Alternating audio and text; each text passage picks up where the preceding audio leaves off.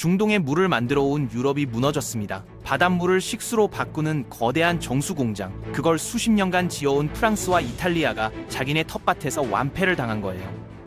8억 달러짜리 초대형 프로젝트, 중동 최대 규모의 입찰이었는데요. 유럽은 당연히 자기들이 따낼 줄 알았습니다. 중동 곳곳에 플랜트를 지어준 게 누군데 이번에도 당연히 우리 차례라고 생각했죠. 그런데 최종 결과가 발표되자 유럽 전체가 경악했어요. 승자는 불과 20년 전만 해도 이 분야에서 이름도 없던 후발주자 대한민국이었습니다. 유럽의 세계적인 기업들이 자기네가 깔아놓은 중동 시장에서 한국한테 밀려난 겁니다. 도대체 무슨 일이 벌어진 걸까요? 유럽을 꺾은 기술력, 인간의 한계를 시험하는 환경을 극복한 집념, 그 역전극의 이야기를 파헤쳐 보겠습니다.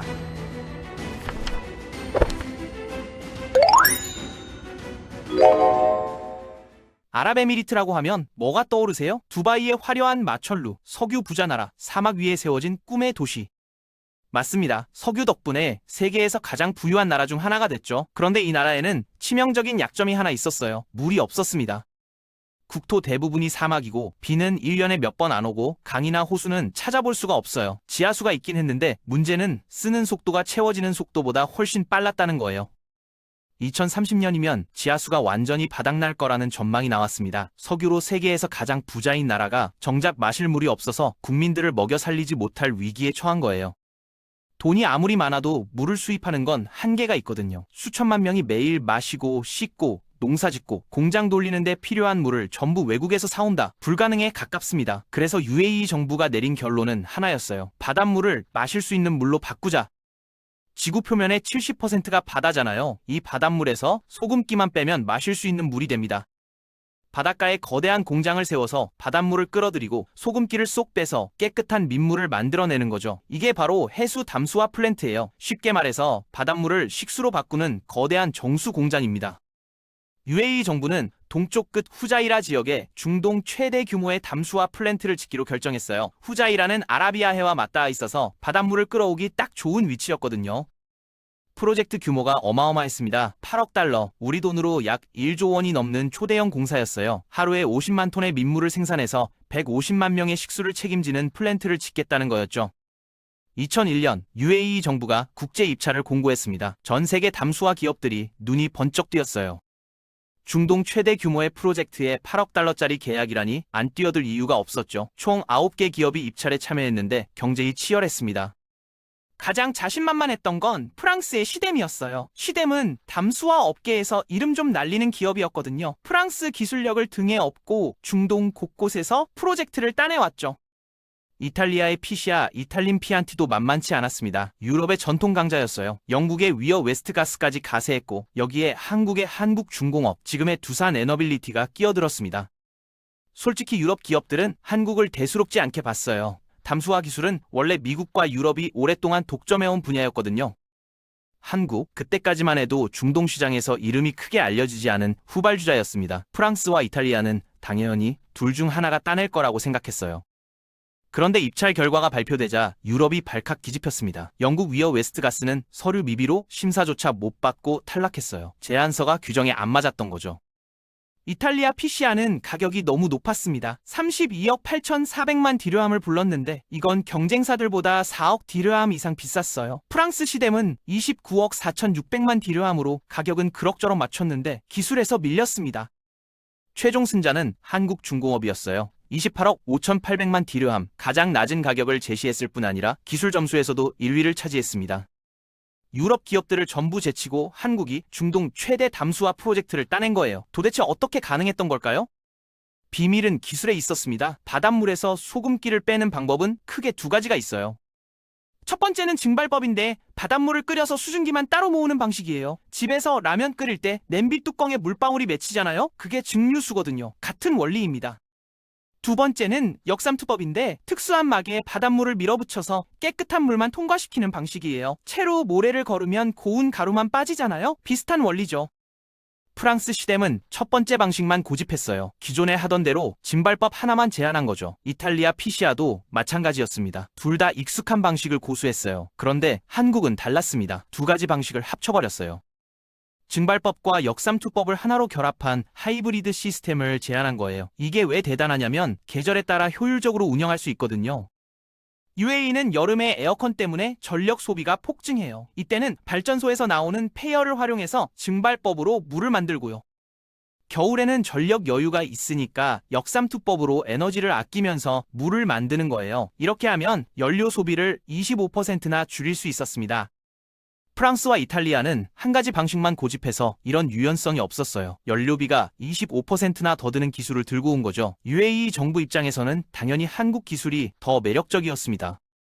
그런데 기술만으로는 설명이 안 되는 부분이 있었어요. 입찰에서 가격과 기술이 비슷하면 결국 신뢰가 승부를 가르거든요. 한국은 어떻게 중동 발주처에 신뢰를 얻었을까요? 여기에 숨겨진 이야기가 하나 있습니다. 시간을 10년 전으로 돌려볼게요. 1990년 8월 이라크의 사담 후세인이 쿠웨이트를 침공했습니다. 걸프전이 터진 거예요. 중동 전체가 전쟁의 불길에 휩싸였습니다. 사우디아라비아도 안전하지 않았어요. 이라크 미사일이 사우디 영토에 떨어지기도 했으니까요. 당시 사우디 아시르 지역에서는 한국 중공업이 해수 담수화 플랜트 공사를 하고 있었어요. 전쟁이 터지자 현장에 있던 외국 기업들이 어떻게 했는지 아세요? 짐 싸서 도망갔습니다. 프랑스 기업도, 이탈리아 기업도, 영국 기업도 전부 철수했어요. 목숨이 위험한데 공사가 무슨 소용이냐는 거였죠. 장비를 버리고 사람만 빼는데 급급했습니다. 그런데 한국중공업은 달랐어요. 도망가지 않았습니다. 본사에서 내린 지침은 단호했어요. 발주처와의 약속을 지키기 위해 끝까지 현장을 사수한다. 한국인 기술자들과 노동자들은 방독면을 쓰고 공사를 강행했습니다. 언제 미사일이 날아올지 모르는 공포 속에서 콘크리트를 붓고 파이프를 연결했어요. 밤낮 없이 공정을 이어갔습니다. 전쟁터 한복판에서요. 이 모습이 사우디 왕실과 담수청 관계자들의 눈에 똑똑히 박혔습니다. 다른 나라 기업들은 위험하니까 도망갔는데 한국 기업은 약속을 지키려고 목숨을 걸고 남아있더라는 거예요. 이건 단순히 공사 잘하고 못하고의 문제가 아니었습니다. 신뢰의 문제였어요. 위기 상황에서 진짜 믿을 수 있는 파트너가 누구인지 드러난 거죠. 이 소문이 중동 전역에 퍼졌습니다. 사우디에서 시작된 이야기가 옆 나라 UAE까지 전해졌어요. 어떤 전쟁 위협 속에서도 공기를 맞추는 기업, 그게 한국 기업이라는 평판이 쌓인 거죠. 10년 뒤 후자이라 입찰장에서 한국중공업이 들고 간 무기는 기술력만이 아니었습니다. 걸프전 때 쌓은 신뢰, 그게 결정적이었어요. UAE 발주처는 기술 점수와 가격만 본 게 아니라 이 기업이 정말 믿을 수 있는지를 봤거든요. 한국은 이미 증명을 끝낸 상태였습니다. 거기에 한국은 UAE 정부가 원하는 것도 정확히 읽어냈어요. UAE는 단순히 플랜트만 사고 싶은 게 아니었거든요. 기술을 배워서 자기들도 할 수 있게 되길 원했어요. 오프셋 프로그램이라고 해서 수주한 기업이 현지에 투자하고 기술을 이전하고 일자리를 만들어야 하는 조건이 있었습니다. 프랑스와 이탈리아는 이 조건에 소극적이었어요. 기술은 우리가 갖고 있을 테니 돈만 내라는 식이었죠. 한국은 달랐습니다. UAE 현지에 투자하겠다, 기술 이전하겠다, 현지 인력 양성하겠다고 약속했어요. 20년 전 한국도 똑같은 처지였거든요. 선진국한테 기술 받아서 성장한 경험이 있으니까 그 심정을 알았던 거예요. 이건 그냥 장사가 아니었습니다. 후발주자끼리의 연대였어요. 2001년 계약이 체결됐고 본격적인 공사가 시작됐습니다. 한국 기술자들이 후자이라 사막에 발을 디딘 순간 눈앞에 펼쳐진 광경은 충격 그 자체였어요. 입찰장에서 유럽을 이긴 건 시작에 불과했습니다. 진짜 싸움은 이 지옥 같은 땅에서 벌어질 예정이었거든요. 후자이라의 여름은 상상을 초월했습니다. 낮 기온이 45도에서 50도를 오르내렸어요. 습도까지 더해지면 체감온도는 그 이상이었죠. 이건 그냥 더운 게 아닙니다. 쇠로 된 구조물에 손만 대도 화상을 입는 온도예요. 장갑을 끼지 않으면 공구조차 잡을 수가 없었습니다. 현장에서 일한 노동자들의 증언은 처참했어요. 야외에 있는 매 순간 죽을 수도 있겠다고 생각했다. 이 날씨는 인간을 위한 게 아니다. 농담이 아니었습니다. 실제로 걸프 지역 건설 현장에서는 열사병으로 쓰러지는 사람이 속출했거든요. 어지러움, 두통, 구토는 일상이었고 의식을 잃고 쓰러지는 일도 드물지 않았습니다. UAE 정부가 법으로 정해놓은 규정이 있었어요. 6월 중순부터 9월 중순까지 낮 12시 30분부터 오후 3시까지는 야외 작업을 금지한다는 거였죠. 그 시간대는 인간이 버틸 수 있는 한계를 넘어서기 때문이에요. 그래서 노동자들은 새벽 5시부터 일어나 작업을 시작했습니다. 해가 뜨기 전 서늘할 때 최대한 일을 해놓고 정오가 되면 냉방 컨테이너로 대피했어요. 오후 3시가 넘어서 다시 현장으로 나가고 해가 질 때까지 작업을 이어갔습니다. 쉼터라고 해봐야 컨테이너 박스에 에어컨 하나 달아놓은 게 전부였어요. 물과 전해질 음료를 상시 지급했지만 땀으로 빠져나가는 수분을 따라잡기엔 역부족이었죠. 그늘 한 점 없는 사막 한복판에서 미스트팬이 뿜어내는 물 한 개에 잠깐 얼굴을 식히는 게 유일한 휴식이었습니다. 그마저도 몇 분 지나지 않아 다시 뜨거운 태양 아래로 걸어 나가야 했어요. 핵심 설비인 거대한 증발기는 경남 창원 공장에서 만들었습니다. 이걸 어떻게 UAE까지 가져갔는지 아세요? 분해해서 조립하는 게 아니라 통째로 배에 실어서 바다를 건넜어요. 거대한 공장 설비가 인도양을 건너 페르시아만으로 들어가서 후자이라 항구에 도착한 겁니다. 이 장면은 업계에서 지금까지도 전설처럼 회자되고 있어요. 그런데 설비를 가져오는 것보다 더 힘든 건 설치하는 과정이었습니다. 수십 톤짜리 장비들을 밀리미터 단위로 맞춰야 했거든요. 1cm만 어긋나도 나중에 물이 새버리니까 오차가 절대 있으면 안 됐어요. 50도 더위 속에서 땀에 젖은 손으로 정밀 작업을 해야 했습니다. 눈에 땀이 들어가 앞이 안 보이고 어지러워서 쓰러질 것 같아도 작업을 멈출 수 없었어요. 한국인 기술자들은 약속한 날짜는 목숨처럼 지킨다는 각오로 버텼습니다. 가족이 보고 싶어서 몰래 눈물을 흘리는 날도 있었지만 다음 날이면 어김없이 뜨거운 태양 아래로 걸어 들어갔어요. 피와 땀으로 버틴 3년이었습니다. 2004년 드디어 플랜트가 완공됐습니다. 시험 가동 버튼을 누르는 순간 현장에 모인 사람들이 숨을 죽이고 지켜봤어요.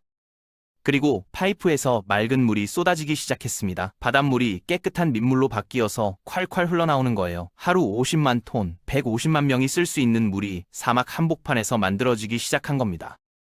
3년간 지옥 같은 더위와 싸우며 이 순간을 기다려온 노동자들의 눈에 눈물이 고였습니다. 그 뜨거운 사막에서 흘린 땀이 이제 시원한 물이 되어 쏟아져 나오고 있었으니까요. 2011년 5월에는 공식 개장식이 열렸습니다. 후자이라 통치자 셰이크 함마드 빈 모하메드 알 샤르키가 직접 리본 커팅을 했어요.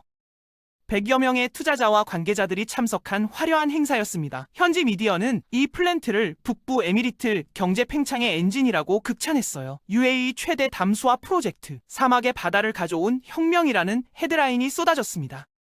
그런데 진짜 드라마는 그 다음에 벌어졌어요. 2011년과 2013년 후자이라 앞바다에 대규모 적조가 발생했습니다. 적조는 바닷물의 해로운 조류가 폭발적으로 번식하는 현상인데 담수화 플랜트에는 치명적이에요. 필터가 막히고 설비가 손상되거든요. 실제로 인근의 다른 담수화 플랜트들은 생산량을 줄이거나 아예 가동을 멈춰야 했습니다. 그런데 한국이 지은 후자이라 플랜트는 달랐어요. 설계 용량을 그대로 유지하면서 물을 생산해냈습니다. 멈추지 않았어요. 하이브리드 시스템의 유연성이 빛을 발한 거죠. 적조가 심할 때는 역삼투 쪽 비중을 높여서 대응했거든요. 다른 플랜트들이 쩔쩔매는 사이 한국 기술력이 다시 한번 증명된 겁니다. UAE 정부 관계자들 사이에서 한국 기술에 대한 신뢰가 더욱 굳어졌어요. 이게 끝이 아닙니다. 후자이라 성공은 시작에 불과했어요. 한국은 이 프로젝트를 발판으로 중동 담수화 시장을 휩쓸기 시작했습니다. 2005년 사우디아라비아 슈아이바 프로젝트를 따냈고 2010년에는 세계 최대 규모인 라스 알 카이르 프로젝트까지 수주했어요. 라스 알 카이르는 하루 생산량이 100만 톤, 350만 명이 동시에 쓸 수 있는 물을 만들어내는 괴물 플랜트입니다. 쿠웨이트, 오만, 카타르, 리비아까지 두산 에너빌리티가 중동과 중남미에서 따낸 담수화 프로젝트만 3줄 건이 넘습니다. 한때 미국과 유럽이 초롱성처럼 지키던 시장을 한국이 뚫어버린 거예요. 해수 담수화 분야 세계 1위, 그 시작점이 바로 후자이라였습니다. 재밌는 역사적 아이러니가 있어요. 중동 왕족들의 권력은 어디서 나올까요? 표면적으로는 석유죠. 하지만 깊이 들어가 보면 답이 달라집니다. 아무리 석유가 많아도 국민들한테 마실 물을 못 주면 왕 노릇 못해요. 그리고 그 물을 공급하는 기술을 쥐고 있는 건 이제 미국도 유럽도 아닙니다. 한국이에요. 지금 이 순간에도 두산 에너빌리티가 지은 플랜트에서 매일 수백만 톤의 민물이 쏟아져 나오고 있습니다. 사우디의 라스 알 카이르에서 하루 100만 톤, UAE 후자이라에서 하루 50만 톤, 쿠웨이트에서 27만 톤. 이 물로 중동 사람들이 목을 축이고 밥을 짓고 농사를 짓고 공장을 돌립니다. 한국 기업이 중동의 생명줄을 쥐고 있는 거예요.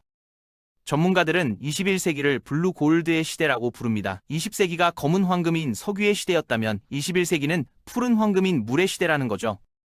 UN 보고서에 따르면 2050년이면 전 세계 인구의 절반이 물 부족에 시달릴 거라고 해요. 아프리카, 남미, 동남아시아 등 물이 부족한 나라가 계속 늘어나고 있거든요. 이건 위기이면서 동시에 기회입니다. 해수 담수화 시장이 폭발적으로 성장할 거라는 뜻이니까요. 바닷가만 있으면 어디서든 물을 만들 수 있는 기술, 그 기술의 세계 최강자가 바로 한국 기업입니다. 입찰장에서 유럽을 꺾은 그 기술력, 걸프전 포화 속에서도 약속을 지킨 그 신뢰, 50도 사막에서 3년을 버틴 그 집념, 그리고 적조가 몰아쳐도 멈추지 않았던 그 플랜트, 이게 대한민국이 만들어낸 기적입니다. 2001년 후자이라 입찰장에서 유럽을 제치고 손을 들었던 그 순간 한국 담수화 산업의 역사가 바뀌었습니다. 물이 금보다 귀해지는 시대, 한국은 이미 황금을 캐는 곡괭이를 손에 쥐고 있었던 겁니다.